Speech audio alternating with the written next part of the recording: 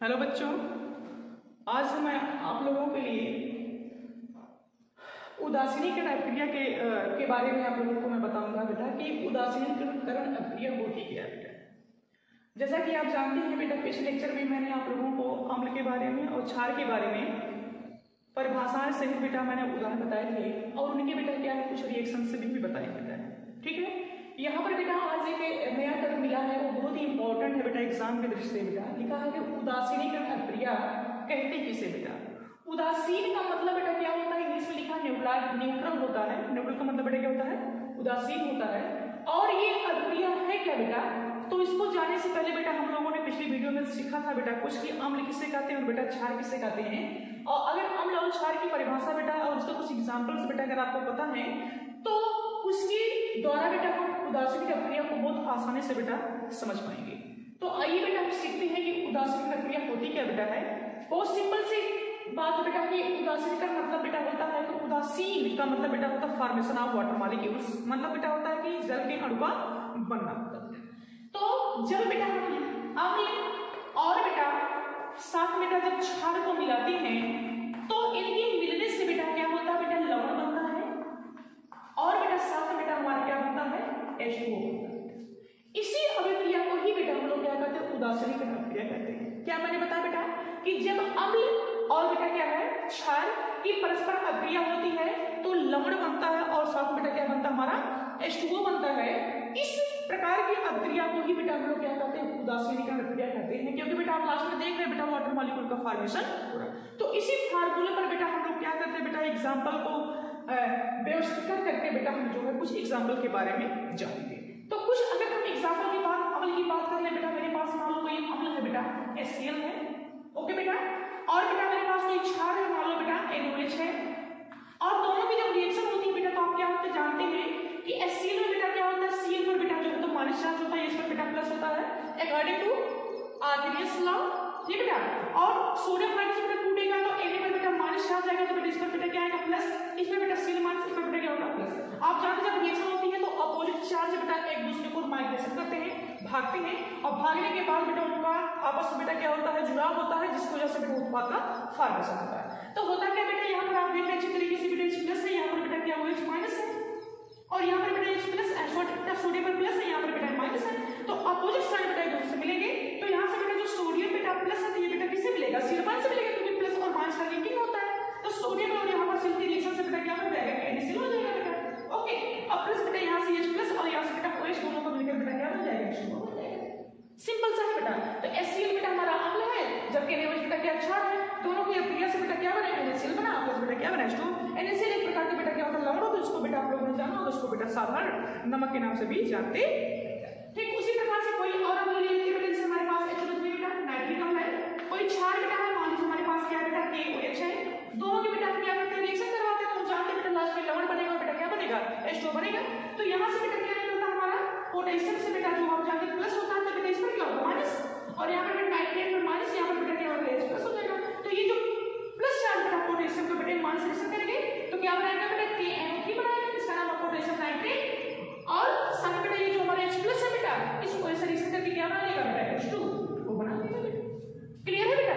तो कहने का मतलब वो सिंपल सी बात है कि जब अम्ल और क्षार की परस्पर क्रिया होती है तो उनके द्वारा बेटा हमें लवण और क्या प्राप्त होता है बेटा, जल प्राप्त होता है बेटा। इसी प्रकार की क्रिया को बेटा हम लोग क्या कहते हैं, उदासीनीकरण क्रिया कहते हैं। ओके बेटा, कुछ एग्जांपल मैंने आपको बताया बेटा, जैसे Cl और NaOH है, HNO3 बेटा अम्ल है और बेटा क्या हमारा KOH है, तो इनको अगर हम मिलाएंगे बेटा तो उसी हिसाब से बेटा हमारे लवण और बेटा क्या प्राप्त हो रहा है बेटा, जल प्राप्त हो रहा है। ठीक उसी प्रकार से कुछ और एग्जांपल की बात हम लोग कर लेते हैं बेटा। हमारे पास एक अम्ल है, आप जानते हो तो क्षार, बहुत पॉपुलर नेम है इसका, नाम है सल्फ्यूरिक अम्ल है, और कोई बेस है बेटा, मान लो हमारे पास क्या है NaOH है, मैं जानता हूँ NaOH एक प्रकार का क्षार है जबकि H2SO4 एक प्रकार क्या है अम्ल है, और दोनों की जब भी परस्पर क्रिया होगी तो बेटा एक लवण बनेगा, साथ बेटा क्या बनेगा, जल बनेगा। तो H2SO4 बेटा आप जानते हैं सल्फेट में 2 नेगेटिव चार्ज होता है बेटा, और H होगा बेटा तो आप जानते हैं कि H प्लस यानी 2H होगा, तो इसका मतलब यहाँ से बेटा आप कितना से गुणा करते हैं बेटा, 2 से गुणा करते हैं, तो सोडियम बेटा इसको बैलेंस करने के लिए आ जाएगा बेटा, तो हमारा बन जाएगा Na2, SO बेटा क्या हो जाएगा 4 हो जाएगा बेटा, और प्लस बेटा क्या हो जाएगा, यहाँ से बेटा H और यहाँ बेटा OH 2 है, जिसका मतलब 2 क्या बन जाएगा मेरा H2O मिल जाए। रिएक्शन होती कैसे बेटा आप जानते हैं अच्छी तरीके से। अगर इस पर नेगेटिव चार्ज है बेटा तो इस पर बेटा कैसा है, पॉजिटिव चार्ज, इस पर नेगेटिव चार्ज, इस पर बेटा क्या जो होता है ना, वो 2 नेगेटिव चार्ज होते हैं। कितने होते हैं बेटा? 2 नेगेटिव चार्ज। और जो सोडियम होता है बेटा, उस पर कितना पॉजिटिव चार्ज होता है बेटा? 1 होता है। तो हम जानते हैं बेटा कक्षा 9th में बेटा आप जानते हो जो बैलेंसिंग वाला चैप्टर था बेटा, वहां पर आपको जो है एक दूसरे से चीजें गुणा करके बेटा फॉर्मूला बनाना इस तरीका सिखाया गया था। तो कुछ ऐसे होता है बेटा, इसका बेटा क्रॉस यहाँ पर कर दो, यहाँ पर इसका दो। तो जब इसकी रिएक्शन बेटा इसके साथ जब गुणा करेंगे तो Na कितनी बार होगा? First time. तो बेटा ये Na2 हो गया और SO4 कितनी बार होगा बेटा? एक बार हो गया। तो ये बैलेंस करके बेटा लिखा गया है। तो हम आवेश के हिसाब से बेटा करके फार्मूले को बनाते हैं। ठीक है, उसी प्रकार से बेटा और अगर हम मान लें हमारे पास बेटा क्या कोई एसिड है बेटा CH3COOH है, H3 कब है आप जानते हैं। कोई स्पेस है मान लो बेटा हमारे पास है CaOH का होल ट्वाइस, इसको बेटा हम लोगों ने जाना है, इसका नाम कैल्शियम हाइड्रोक्साइड और समाप्त बेटा बुझे हुए चूने के नाम से इसको जानते हैं। ठीक, तो क्या होता है बेटा जो कैल्शियम होता है बेटा आप जानते हैं अच्छी तरीके से पॉजिटिव चार्ज होगा और इस पर नेगेटिव चार्ज होगा। ये बेटा H3 का बेटा जानते हैं जब इसका आयन होगा तो इस पर प्लस होगा, इस पर बेटा क्या आएगा? नेगेटिव चार्ज आएगा। तो कैल्शियम बेटा किस तरीके से करेगा बेटा? जाकर इस पर करेगा। तो आप जानते हैं कि कैल्शियम में कितना नेगेटिव चार्ज प्लस आता है? 2 प्लस आता है। इसका मतलब बेटा यहाँ पर कितने से गुणा कर देंगे बेटा हम लोग? 2 से अपोजिट में गुणा कर देंगे। तो जब रिएक्शन कैल्शियम से करेगा तो हो जाएगा बेटा CH3COO का होल ट्वाइस बार बेटा Ca और प्लस बेटा हो जाएगा 2H2O हो जाएगा बेटा हमारा। ओके, तो कैल्शियम बेटा एसीटेट आयन से रिएक्शन करके बेटा क्या बना लिया? कैल्शियम एसीटेट बना लिया और साथ बेटा हमारा क्या बन गया? जल बन गया। तो ये बेटा हमारा उदाहरण है और ये बेटा हमारा क्या है? जल है बेटा। तो वही बहुत सिंपल सा है कि उदासीन प्रक्रिया किसे कहते हैं बेटा? कि जब अम्ल और क्षार की परस्पर क्रिया होती है तो लवण और बेटा क्या बनता है? जल बनता है। इस प्रकार की क्रिया को बेटा हम लोग क्या करते हैं? उदासीन प्रक्रिया कहते हैं। सिंपल सा। और मैंने 2-4 बेटा आपको एग्जाम्पल बताए, आराम से बेटा आप इसको जो है ध्यानपूर्वक देखेंगे समझेंगे तो बहुत कठिन नहीं है, बहुत आसानी से बेटा आप इसको समझ पाएंगे। ठीक है, अब इसके बाद बेटा उदासीन क्रिया जब अगर हम पढ़ लेते हैं तो एक और होता है बेटा उदासीनीकरण बेटा अभिक्रिया के बाद होती है उदासीनीकरण उष्मा। क्या है बेटा? उदासीनीकरण बेटा क्या लिखा है बेटा? हमने लिखा है उष्मा लिखा है। इसको बेटा इंग्लिश में कहते हैं न्यूट्रलाइजेशन। न्यूट्रलाइजेशन एनर्जी या हीट भी कह सकते हैं बेटा, या हीट ऑफ न्यूट्रलाइजेशन भी कह सकते हैं बेटा। न्यूट्रलाइजेशन हीट या न्यूट्रलाइजेशन एनर्जी या हीट ऑफ न्यूट्रलाइजेशन इसको कह सकते हैं बेटा इंग्लिश में। ठीक बेटा, तो उदासीनीकरण क्रिया जो हमने सीखा है उसी का सिंपल सा थोड़ा सा यहाँ पर अर्थ निकला बेटा है और एक वर्ड है बेटा उष्मा। अब हमें जानते हैं बहुत अच्छी तरीके से पहले से पता है कि उदासीनीकरण क्रिया जो होती है बेटा वो अम्ल और क्षार के परस्पर मिलने से जो लवण और जल बनता है उसको बेटा हमने उदासीन कहा था बेटा। लेकिन जब अम्ल और क्षार परस्पर मिलते हैं तो मिलने के बाद कुछ एनर्जी बेटा क्या होती है? लॉस होती है बेटा। ठीक है, जो एनर्जी लॉस होती है बेटा, जो मुक्त होती है बेटा, उसी को बेटा हम लोग क्या कहते हैं? उदासीनीकरण उष्मा कहते हैं बेटा। तो बहुत सिंपल सी बात बेटा है कि जब अम्ल और क्षार की परस्पर क्रिया होती है तो जो उष्मा मुक्त होती है उसी को बेटा हम लोग क्या कहते हैं? उदासीनीकरण उष्मा कहते हैं। ठीक, तो आइए हम इसके कुछ डिफिनेशंस के बारे में बताते हैं बेटा। इसका एक डिफिनेशन बहुत अच्छा है कि उदासीनीकरण क्रिया किसे कहते हैं बेटा, ये भी बहुत इंपॉर्टेंट है। तो इसकी परिभाषा बेटा क्या है कि तनु विलयन में, किस विलयन में बेटा? तनु विलयन में। ठीक बेटा, तनु विलयन में 1 ग्राम तुल्यांक, ये डिफिनेशन बेटा है, इसको आप लोग प्रयास करिएगा तैयार करने का। तनु विलयन में ठीक बेटा 1 ग्राम तुल्यांक प्रबल अम्ल को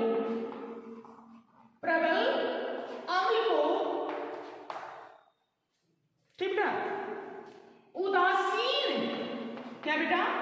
उदासीन करने के लिए 1 ग्राम तुल्यांक प्रबल क्षार की आवश्यकता होती है। इससे ठीक बेटा जो उष्मा मुक्त होती है, इससे जो उष्मा मुक्त होती है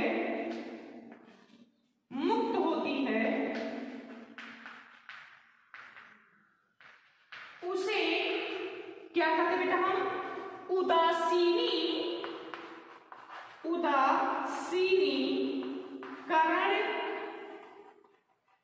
उष्मा कहते हैं। ठीक बेटा, तो किसी तन विलयन में 1 ग्राम तुल्यांक प्रबल अम्ल को उदासीन करने के लिए 1 ग्राम तुल्यांक प्रबल क्षार की आवश्यकता होती है। इस तरह से बेटा जो उष्मा मुक्त होती है उसी को बेटा हम लोग क्या कहते हैं, उदासीनीकरण उष्मा कहते हैं। ख्याल करिएगा बेटा, प्रबल अम्ल और प्रबल क्षार के मिलने से हमेशा -11.7 किलो कैलोरी ऊर्जा बेटा मुक्त होती है। ये बहुत इंपॉर्टेंट वर्ड बेटा है कि जब प्रबल अम्ल और प्रबल क्षार की परस्पर अक्रिया होती है तो कितनी उष्मा मुक्त होती है, तो वो होती बेटा कितना होता है, वो होती बेटा 13 दशमलव बेटा कितना होती है, -13 कितना बेटा, सॉरी 13 नहीं होता है, -13 कितना बेटा होता है, 7 किलो कैलोरी ऊर्जा बेटा क्या होती है हमारी मुक्त होती है। यानी जब भी प्रबल अम्ल और प्रबल क्षार की परस्पर क्रिया होती है तो हमेशा -13.7 किलो कैलोरी ऊष्मा बेटा क्या होती है, मुक्त होती है। तो हम जो है कुछ एग्जाम्पल के बारे में बेटा थोड़ा देखेंगे। हम जानते हैं बेटा कि अम्ल और क्षार के रिएक्शन से कोई अम्ल बेटा मान लो हमारे पास HCl है, लेकिन इसके लिए बेटा ख्याल करना बेटा हमारा जो मीडियम होना चाहिए बेटा कैसा होना चाहिए, एक्वस माने जलीय होना चाहिए, और प्लस NaOH ये भी बेटा कैसा होना चाहिए बेटा, एक्वस होना चाहिए। एक्वस माने बेटा क्या होता है, जलीय। ओके बेटा, और इन दोनों की बेटा क्या होगी, परस्पर क्रिया होगी तो क्या बनेगा बेटा, लवण और जल बनेगा बेटा। तो सोडियम बेटा Cl के साथ तो बनेगा बेटा NaCl, किस मीडियम में बेटा, एक्वस मीडियम में, और प्लस बेटा क्या बन जाएगा, H2O बेटा आप जानते हैं एक्वस मीडियम में। लेकिन इन दोनों की परस्पर अभिक्रिया चूंकि HCl अपने आप में प्रबल अम्ल होता है, NaOH भी अपने प्रबल क्या होता है बेटा, क्षार होता है। इन दोनों की जब परस्पर क्रिया होती है तो बेटा हम जानते हैं लवण और जल बनेगा। तो लवण और जल बनने के साथ कुछ उष्मा भी मुक्त होती है बेटा, वो होती है बेटा कितना, 13.7। इसका मतलब डेल्टा H का मान जो होगा बेटा, इसका मान डेल्टा H का जो मान होगा बेटा वो होगा बेटा -13 बेटा कितना, 7 किलो कैलोरी एनर्जी। ओके, कितना, डेल्टा H बराबर कितना बेटा, -13.7 किलो कैलोरी उष्मा क्या होती बेटा, मुक्त होती। इसमें तो ये बात बहुत इंपॉर्टेंट बेटा, इसको हमेशा याद रखिएगा। जब भी प्रबल अम्ल और प्रबल क्षार की परस्पर क्रिया होती है तो उसके द्वारा बेटा -13.7 किलो कैलोरी उष्मा हमेशा क्या होती बेटा, मुक्त होती। ठीक उसी प्रकार से बेटा कोई और अम्ल ले ले बेटा, हमारे पास HNO3 है, नाइट्रिक अम्ल बेटा अपने जानते प्रबल अम्ल होता है बेटा, ये भी किस मीडियम में लिया जा रहा है बेटा, एक्वस मीडियम में। ओके बेटा, इसके बाद बेटा हमारा कोई बेस है, मान लो बेटा हमने पोटेशियम ले लिया बेटा, KOH पोटेशियम हाइड्रोक्साइड, लेकिन कैसा मीडियम हमारे पास है, एक्वस मीडियम बेटा। दोनों की परस्पर क्रिया होती है तो बेटा K किसके साथ जाएगा, NO3 के साथ हो जाएगा KNO3, किस मीडियम में बेटा, एक्वस मीडियम में। ओके बेटा, इसके बाद क्या होता है बेटा हमारा H, यहाँ से बेटा OH क्या बन जाएगा बेटा, H2O हो जाएगा बेटा, किस मीडियम में, एक्वस माने बेटा जलीय माध्यम में। तो चूंकि HNO3 बेटा प्रबल अम्ल, नाइट्रिक अम्ल अपने में प्रबल अम्ल होता है, और KOH बेटा अपने आप में प्रबल क्षार, तो प्रबल अम्ल प्रबल क्षार की परस्पर क्रिया से उष्मा तो बेटा निकलेगी, और मैंने बताया कि जो उष्मा निकलती है बेटा आप जानते हैं उसका मान होता है बेटा हमेशा -13 कितना बेटा, 7 किलो कैलोरी उष्मा मुक्त होती, कितना, -7 किलो कैलोरी उष्मा मुक्त होती। ओके बेटा, तो प्रबल अम्ल और प्रबल क्षार की परस्पर क्रिया से बेटा जो उष्मा मुक्त होती है बेटा उसी को बेटा हम लोग कहते हैं उदासीनीकरण उष्मा कहते हैं। ख्याल करेगा बेटा, अगर कोई प्रबल अम्ल है और वह रिएक्शन कर रहा है बेटा किसी दुर्बल क्षार से कर रहा है तो हमेशा जो उसका का जो मान -7 होता बेटा उतना नहीं होता, उससे बेटा क्या हो जाता, थोड़ा सा कम हो जाता है। इसका रीजन क्या होता है बेटा कि जो दुर्बल अम्ल हो चाहे दुर्बल क्षार हो बेटा, याद रखना उसका जब भी आयन होता तो उसमें कुछ ऊर्जा उसमें ही खपत हो जाती है, इसलिए जो -13.7 ऊर्जा आनी चाहिए थे बेटा उतनी नहीं आ पाती, बल्कि उससे थोड़ी सी क्या होती बेटा, कम हो जाती।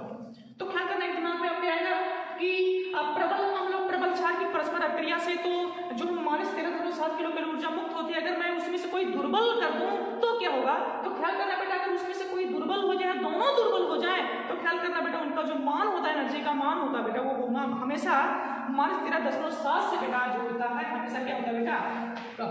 इसका रीजन क्या मैंने बताया कि जो दुर्बल अम्ल या दुर्बल क्षार होते हैं बेटा वो आयनित होने में बेटा कुछ ऊर्जा बेटा क्या करते हैं, लॉस कर देते हैं। ये बात बेटा आर्यन साहब ने बताई थी, उनके लॉस होने से जो ऊर्जा मुक्त होती है यही कारण है बेटा कि दोनों की जब परस्पर क्रिया हो, चाहे वो प्रबल अम्ल या दुर्बल क्षार हो या दोनों दुर्बल हो, ठीक बेटा। तो उनकी वजह से जो एनर्जी का मान होगा बेटा वो हमेशा 5.7 से बेटा हमेशा क्या होगा बेटा, कम होगा। ओके बेटा, ठीक। तो आज के वीडियो में बेटा बस इतना ही। मैं आप लोगों के दो रिएक्शन के बारे में जो बताया हूँ, दो डिफिनेशन के बारे में बताया हूँ, इतना तक ही है, क्योंकि दोनों ही बेटा एग्जाम की दृष्टि से बड़े ही महत्वपूर्ण है। नेक्स्ट वीडियो में मैं बेटा आप लोगों को कुछ नया लेकर आऊंगा। तब तक के लिए धन्यवाद बेटा।